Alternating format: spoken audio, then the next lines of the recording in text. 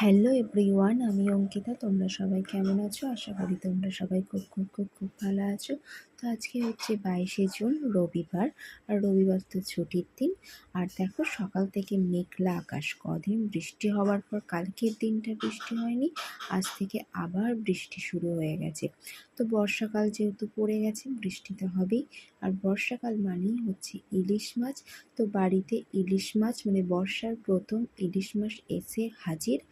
তো ইলিশ মাছ আজকে দুপুরে রান্না হচ্ছে।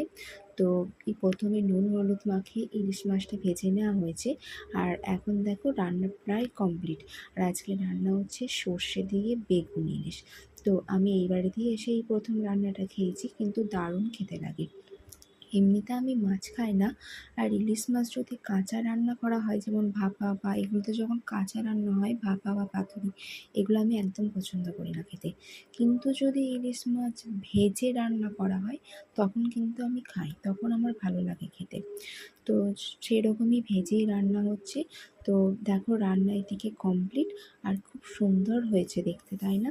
ওপর দিয়ে একটু ধনে পাতাও ছিটিয়ে দেওয়া হয়েছে, আর একটু তেল তেল ভাবটাও আছে, একদম মাখো মাখো ব্যাপারটা পুরো জ্বলে যাবে। জাস্ট অসাধারণ হয়েছিল।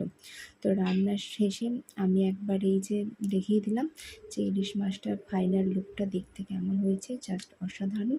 তারপর দুপুরে খেতে বসে পড়েছি। তো আরও অনেক কিছু রান্না হয়েছিল, যেমন কুটরির একটা রেসিপি হয়েছিল, যেটা খেতে জাস্ট আমার অসাধারণ লাগে। এখানে এসেই প্রথম খেয়েছিলাম। আর হয়েছিল কাঁকরোল ভাজা, কুঁদরির তরকারি, আর মুসুরির ডাল পেঁয়াজ রসুন দিয়ে, যেটা আমি বানিয়েছিলাম।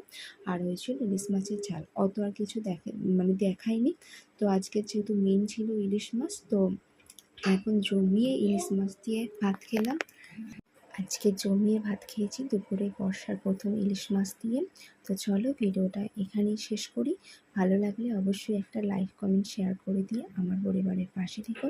আজকের মতন আসি, দেখা হচ্ছে নেক্সট কোনো ভিডিওতে। তো চলো, সবাই ভালো থেকো, সুস্থ থেকো। Tata, by.